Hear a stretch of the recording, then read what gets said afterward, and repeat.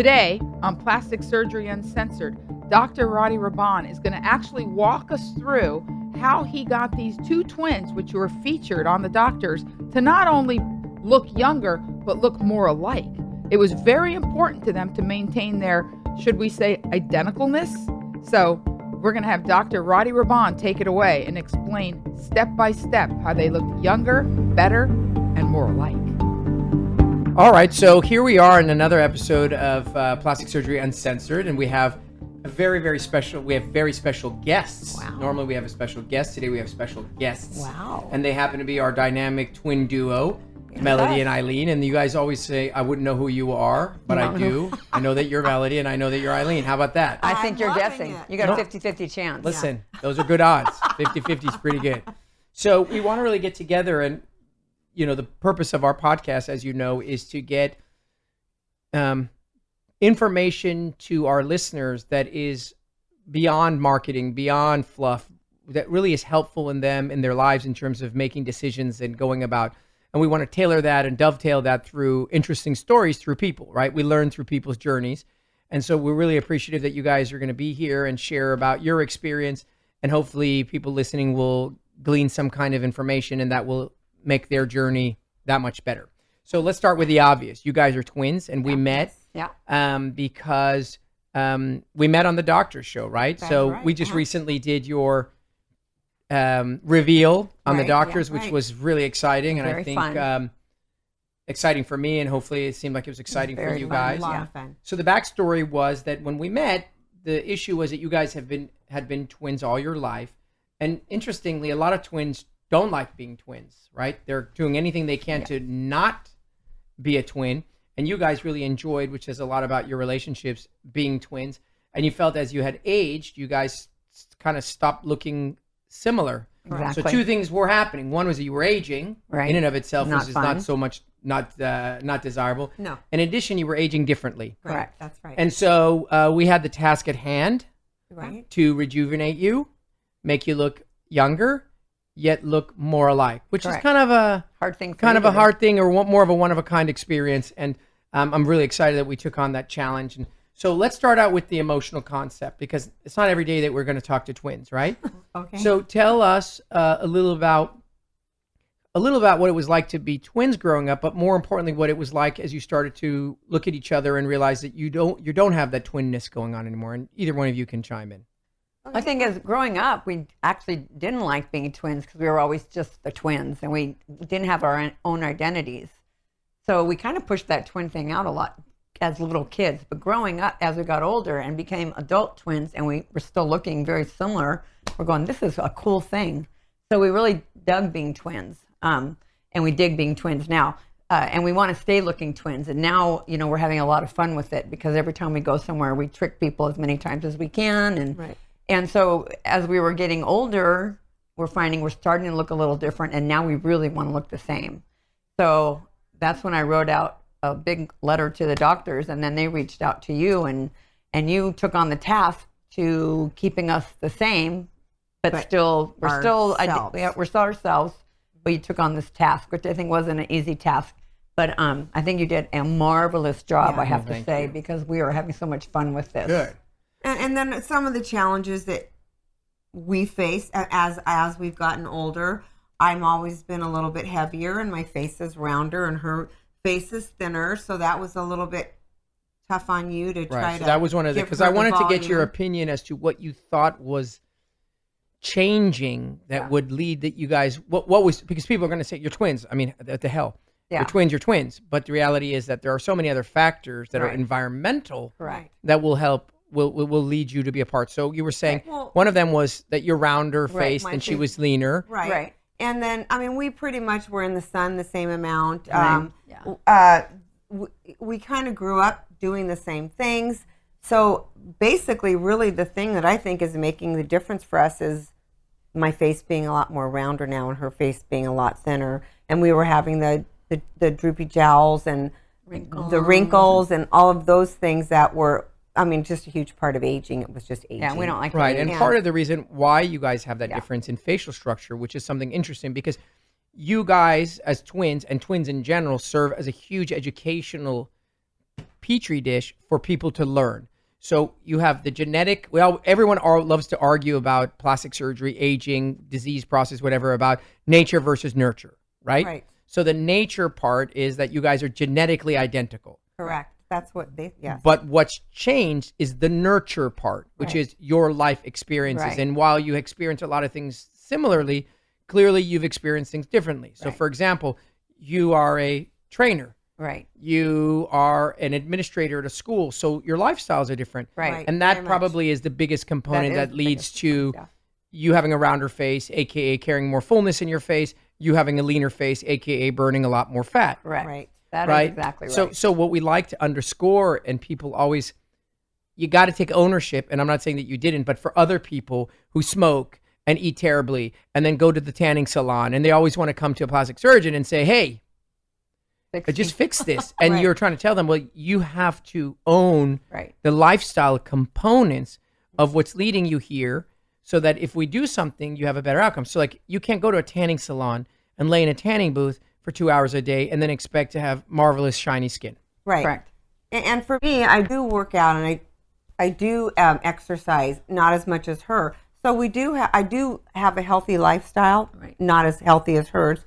So Although she did eat a chip the other day. And I I did. told A her chi- you had I a told chip? her not to have We're one. gonna. I said, And a Eileen, piece of why are you licorice. eating that chip?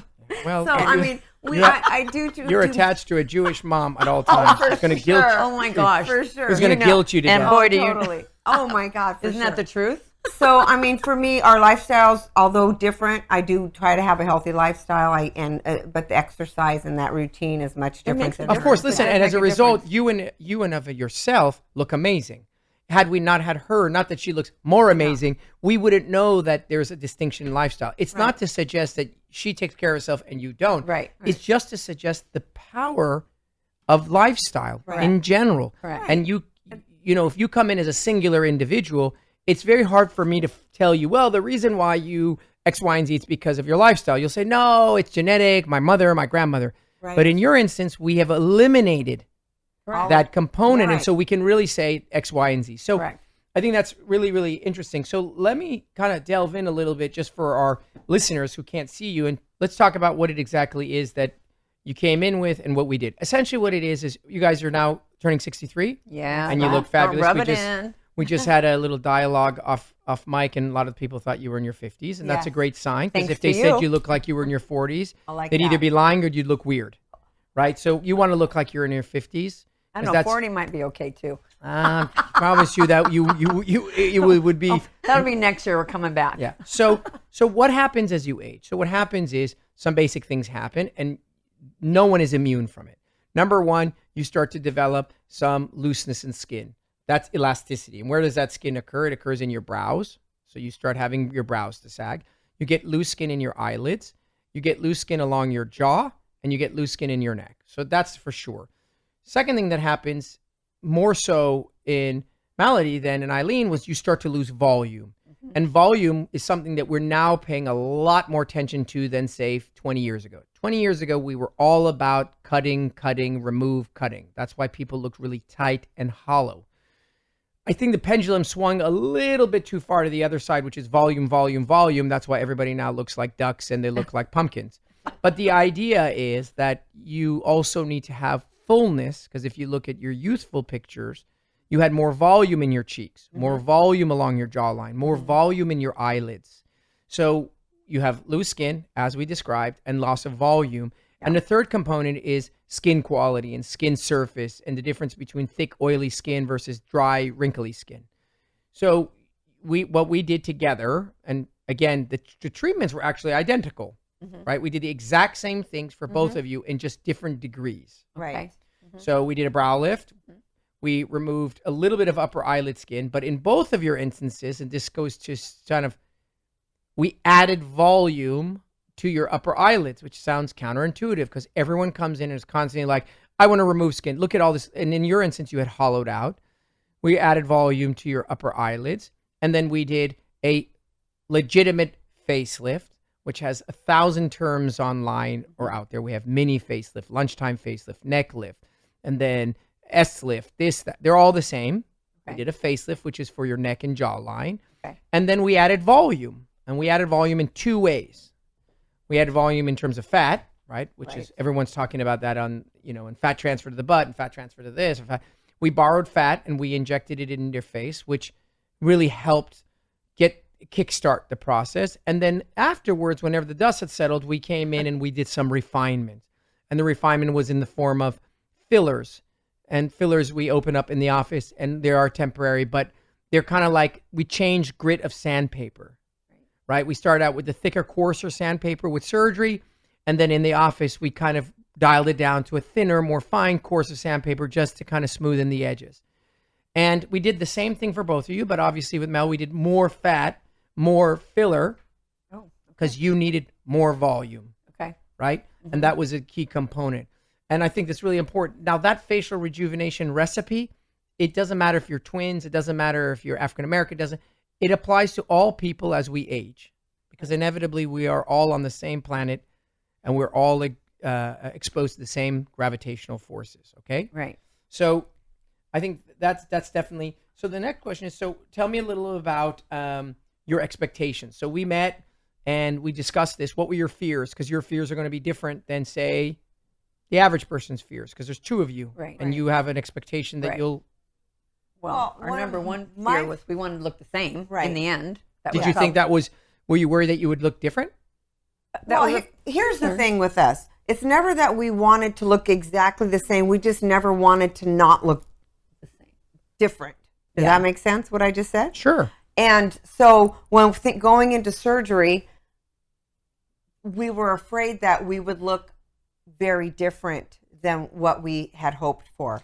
From each other, or from what you started as? I think from each. You see how that's a different issue? It's both. You see how that's a different issue? Because the average patient says, I don't want to look too much different than I do. Exactly. You guys also have, I don't want to look so much different than her. So we had a little both. Yeah. We had a little both. I'd say both. It was. You want to go in going, I don't want to come out completely stretched out. And as Eileen said on the doctors, we came out, we didn't look plastic. We didn't want to be plastic. Okay. And the twin element, did you guys were worried that you would look further apart? Right. We didn't want to be further apart. Exactly. Yeah. So that was you had a task at hand by doing all that. So that was a concern we had going in, wondering about that. Concerns? Well, the pain, of course, is a concern. So let's talk about the pain, because I try to explain to people every surgery has its own legit pain. You come in for a tummy tuck, I tell you, it is going to hurt. You come in for facial rejuvenation, and I tell you, it tends not to be that painful. Right. How was your experience when you recovered? It was not.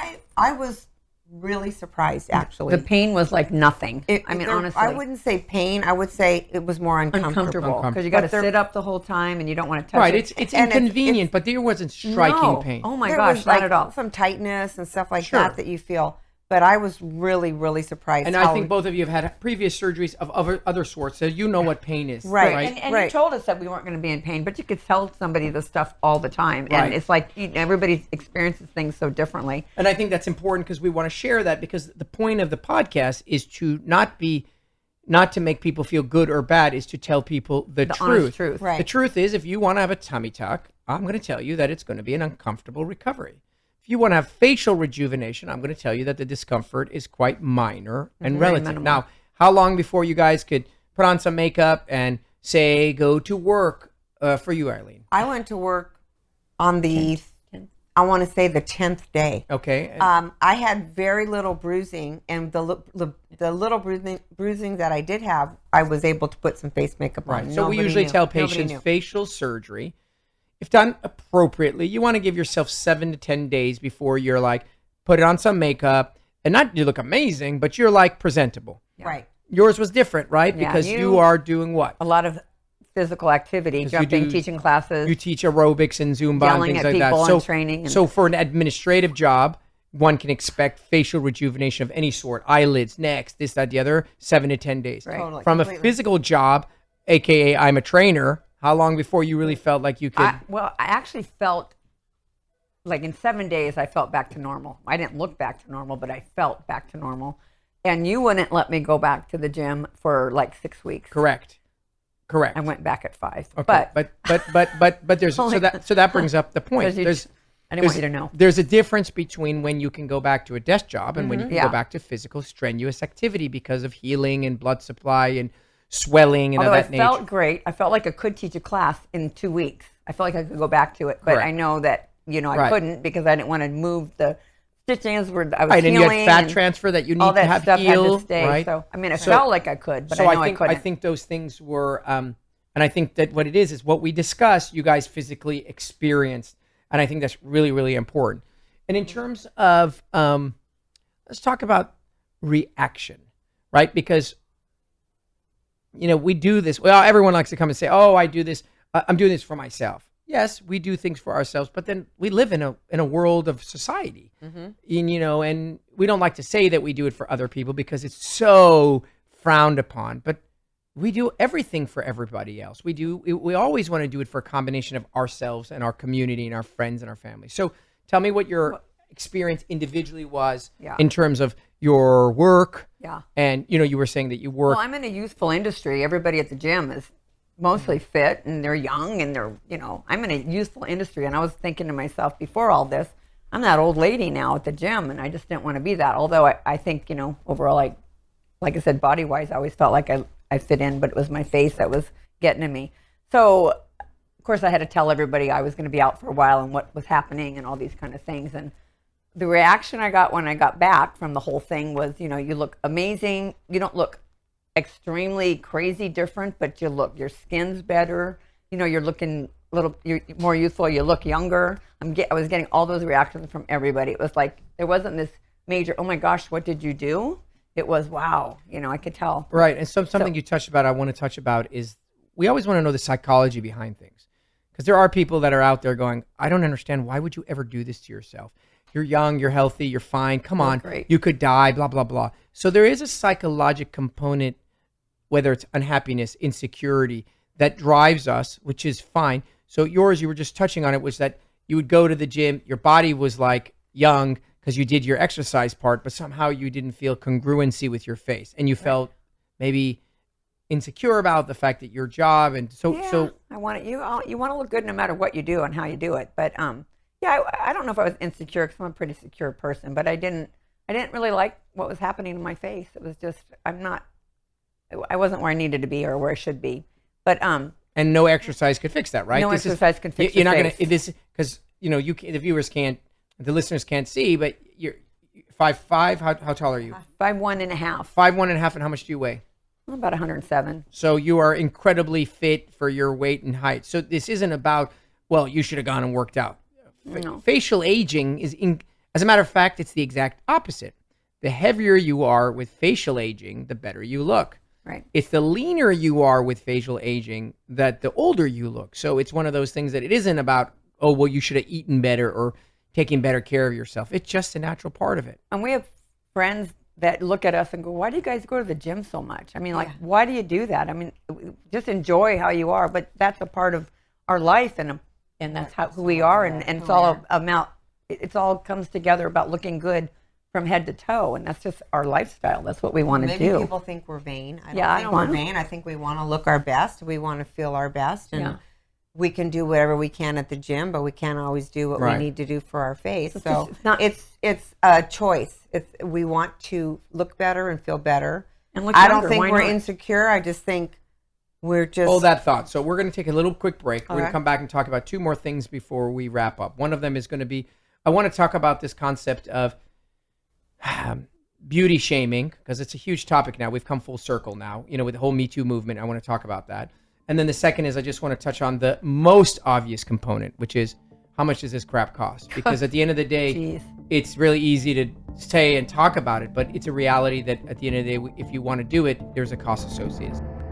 So we're back with Plastic Surgery Uncensored. This is Dr. Roddy Raban, and we're speaking to some of my favorite patients and my number one set of twins, Absolutely. Melody and Eileen. And we were just talking about your journey, and we segued on a topic I think is super important to talk about, and you can never talk about it too many times, and we touch on it in a lot of other podcasts, which is the idea of what does it mean that you should love yourself the way you are, and this idea that what is too much, and is it worth going under the knife, and what people do for the sake of vanity. And in the wake of the Me Too movement and this empowerment of women, there's a lot of backlash about or shaming of individual women and men, but a lot of the pressure falls on women when it comes to doing cosmetic surgery because it makes you feel better. I will give you my 2 cents worth after the fact, but I want to hear your experiences because you're two successful women who are working, you do all the right things, and you chose to undergo surgery. And I'm sure you might have maybe or maybe not had mixed feelings. And I want to know what your thoughts on that is. So I'll start with you, Mel.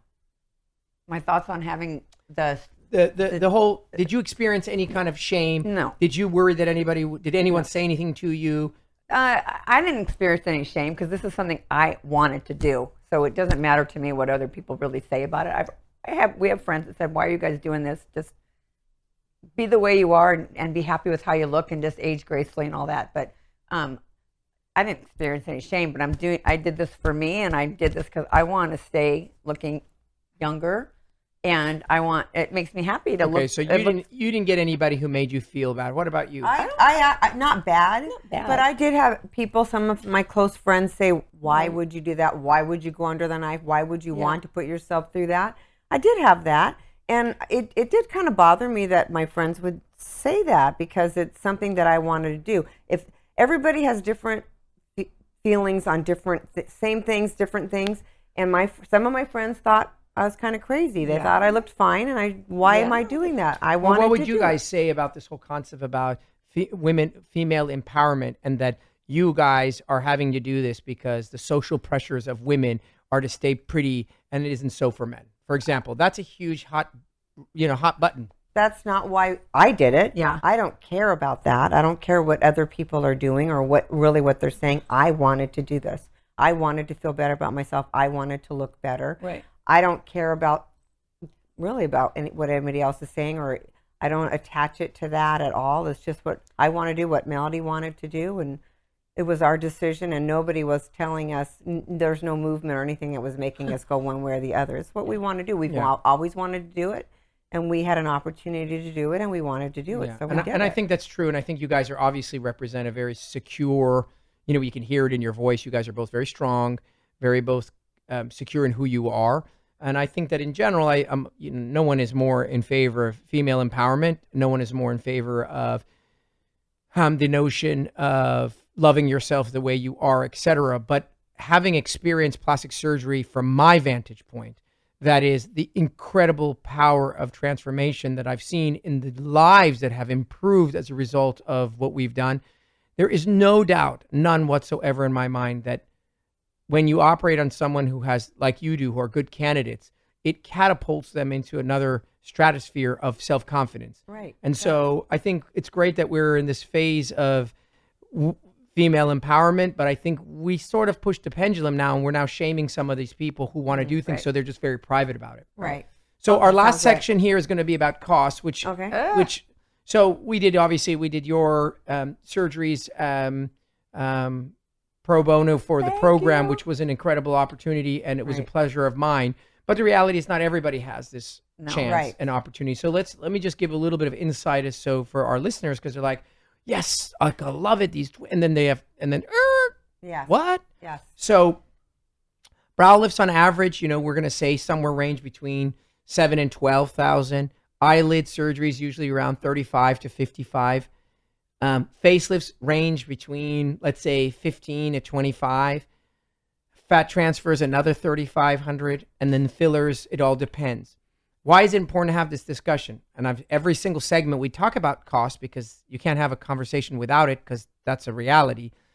The issue is that whatever you decide to do, like the decision you made to purchase that beautiful car, or the decision you made to buy that beautiful home, or that vacation and cruise you went on, these are choices we make. And one has to plan appropriately in terms of the value it brings to you, and no one can tell you one way or the other.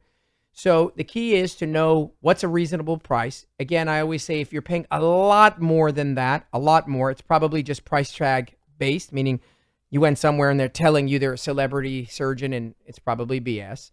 And if you're paying a lot less than that, I think you should be super cautious, because, if you walked into a car dealership and they said this car here is $1,400, I think it's pretty safe to assume it's missing some things, maybe some tires, maybe a steering wheel. So everything has a reason. But again, it's been a real pleasure to have you.